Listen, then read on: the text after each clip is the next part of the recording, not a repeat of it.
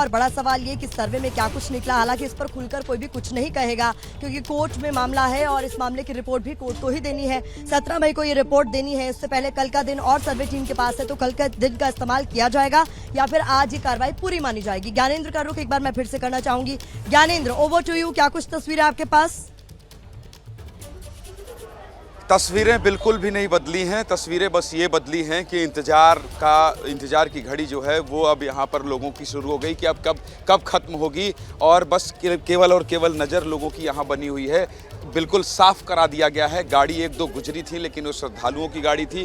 तैनाती बढ़ गई है। तस्वीरों में कोई तब्दीली नहीं हुई है प्रतिमा। बस इंतजार हो रहा है कि सर्वे की टीम कब आए और उन लोगों से हम बात करें, पक्षकारों से, वकीलों से बात करें, और जो अब तक का अपडेट है, जो सुबह से लगातार एबीपी न्यूज़ बता रहा है, वो आप तक पहुँचाएं। यहाँ पर अब केवल और केवल इस रास्ते में सब लोग जो यहाँ हैं वो टकटकी लगा कर देख रहे हैं कि कब वो लोग आए, क्योंकि इसी थाने में, ये जो थाना चौक है, यही सबसे पहले लेकर जाया जाता है। जो तमाम लोग हैं उन लोगों को यहाँ लेकर जाया जाता है, चाहे पक्षकार हो, महिला हो, वकील हो। बाकी जो सर्वे में क्या क्या हुआ मोइन ने बड़े विस्तार से बता दिया है। मुझे लगता है अब केवल इंतजार करना चाहिए उस टीम का कि जैसे ही हुआ है उनसे बात करें और अब तक के अपडेट के बारे में दर्शकों को अवगत कराएं। प्रतिमा, ठीक है, दोबारा आपका रुख करूंगी। ज्ञानेंद्र, आप लगातार नजर बनाए रखिए। इस बीच अजय दुबे के साथ एक बार फिर से हमारे सहयोगी मोहम्मद मोइन जुड़ गए हैं, जो इस पूरे मामले पर बहुत ही विस्तार से, बहुत ही महत्वपूर्ण जानकारी आप तक पहुंचा रहे हैं। अजय, मैं चाहूंगी उनसे बातचीत कीजिए।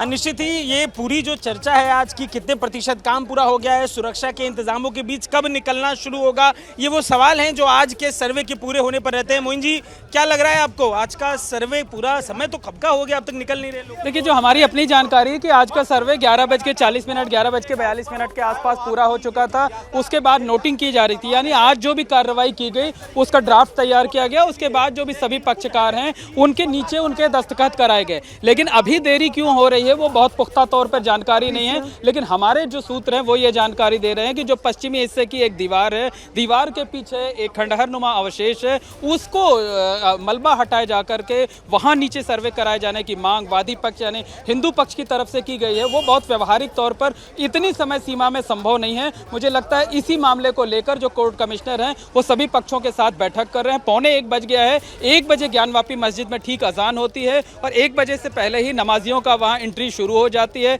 ऐसे में क्या नमाजियों की एंट्री वहां पर कराई जाएगी, नहीं कराई जाएगी? बाहर देर क्यों हो रही है? जो पक्षकार हैं, जो वकील हैं, जो कोर्ट कमिश्नर हैं, बाहर क्यों नहीं आ रहे हैं? ये तमाम तरीके के सवाल हैं जिनको लेकर लोगों के मन में उत्सुकता है और मुझे लगता है कि अगले कुछ मिनटों में शायद इसका जवाब सामने आ सकेगा। 12:43 हो गया, मुझे 17 मिनट का समय मुश्किल लगता है कि अब जो नमाज की प्रक्रिया आप 1 बजे का समय दे रहे हैं, मुझे लगता है कि आज ये रास्ता खुलेगा, ऐसा मुश्किल लग रहा है अभी समय? देखिए, ऐसा है कि जहां पर हम खड़े हुए जो कि अंतिम बैरियर है, इसके बाद पैदल जाने की भी इजाजत किसी को नहीं है। ऐसा लगता है कि जैसे 2 दिनों से यहाँ पर अघोषित कर्फ्यू लगा हुआ है। तो अगर यहाँ से ये रास्ता अभी खोल भी दिया जाता है तो यहाँ से ज्ञानवापी परिसर तक पैदल भी अगर कोई जाएगा तो तकरीबन 10 मिनट लग जाएगा। यानी 1 बजे अजान होती है और सिर्फ 17 मिनट बाकी, यानी 7 मिनट के अंदर या तो ये रास्ता खुल जाएगा या तो कुछ संख्या में नमाजियों को अंदर जाने की इजाजत दी जाएगी और उस दौरान सर्वे जो है वो स्थगित रहेगा। ये कयास है, यही 2 संभावनाएं हैं जिन पर काम हो सकता है। ये बताइए, हम चर्चा कर रहे थे उस पुताई पर, सफेद पुताई पर, जिसको लेकर विवाद था और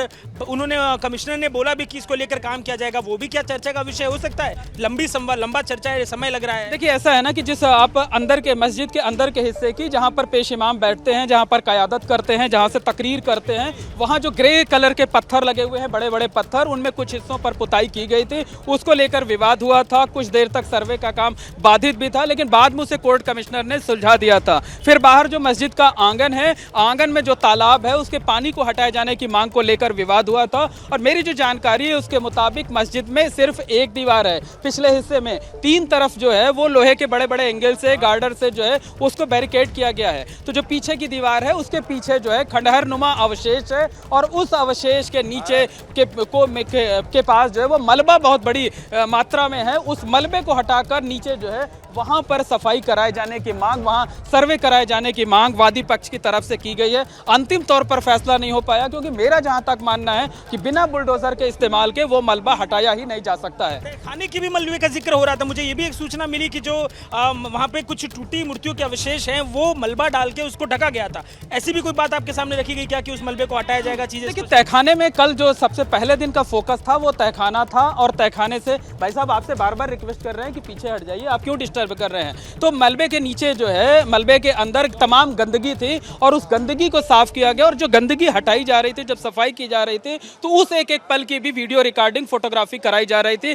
कि कल को कोई यह आरोप ना लगा सके कि आपने गंदगी की आड़ में कोई तथ्य हटा दिए हैं, कोई चीजें जो है वो हटा दी हैं वहां से। तो आज जो विवाद है वो विवाद है पश्चिमी जो हिस्से की दीवार है और दीवार के पीछे जो खंडहर नुमा अवशेष है, जो मलबा है, उस मलबे को हटाकर नीचे दावा यह किया जा रहा है कि नीचे एक कमरा हो सकता है, व्यास जी का कमरा जिसे बोला जाता था। और ये बेहद महत्वपूर्ण जगह इसलिए है क्योंकि जो मान्यता है, जो दावे हैं कि इसी जगह पर श्रृंगार गौरी का मंदिर था, यही जगह है जहां पर गर्भगृह हुआ करता था, यही जगह है जहां पर लोग श्रृंगार गौरी की पूजा किया करते थे। और इसी जगह से औरंगजेब ने जो एक ढांचा था उसको तोड़वाया था, बाद में जयसिंह के जरिए उसका विग्रह दूसरी जगह स्थापित किया गया था और जो अवशेष थे वो अभी भी काशी विश्वनाथ धाम में मौजूद है। तो इस वजह से ये जगह बेहद महत्वपूर्ण हो जाती है और वादी पक्ष इसी वजह से मलबा हटाकर नीचे कमरे की तहकीकात कराए जाने, सर्वे कराए जाने की मांग कर रहा है। मुझे लगता है कि इसी बात को लेकर शायद पेच फंसा हुआ है। ये समय भी लेगा। मोइन, आप जिक्र भी कर रहे हैं कि उसको निकालने के लिए बिना बुलडोजर के, बिना ज्यादा श्रम लगाए, ज्ञानेंद्र भी बता रहे हैं कि कुछ वहाँ पे नगर निगम के कर्मचारी हैं तैयार खड़े हैं, इसमें समय लगने वाला है। अजय, मैं आपको बता दूं कि मैंने उस जगह का मुआयना किया हुआ है, मैंने उस जगह को देखा हुआ है। वो एक हिस्सा है जहां पर जो है पीछे की तरफ मस्जिद की दीवार है, यानी मस्जिद की दीवार के साथ आप कोई छेड़छाड़ नहीं कर सकते हैं, उसमें कोई तोड़फोड़ नहीं कर सकते हैं। जो बाकी तीन तरफ का हिस्सा है वो लोहे के बड़े बड़े गार्डर के साथ, लोहे के बड़े बड़े एंगल के से उसको बैरिकेड किया गया है और जो जितने एंगल हैं सबको कटीले तारों से बांध दिया गया है। यानी आप तार हटा सकते हैं लेकिन जो लोहे के बड़े बड़े एंगल हैं उनको हटाने में वक्त लगेगा। मलबा जो है वो तकरीबन 20 फीट ऊंचाई तक है, तो बिना बुलडोजर के उसे हटा पाना कतई संभव नहीं होगा। अंदर की तमाम जो माइन्यूट सूचनाएं हैं, जो मोइन लगातार 2 दिन अंदर गए, उन्होंने देखा है, वो सारी बातें बता रहे हैं। सारी सूचनाएं, सारी तस्वीरें जो इस पूरे मामले से ज्ञानवापी की जुड़ी हैं, आप देख रहे हैं सिर्फ एबीपी न्यूज। एबीपी न्यूज आपको रखे आगे।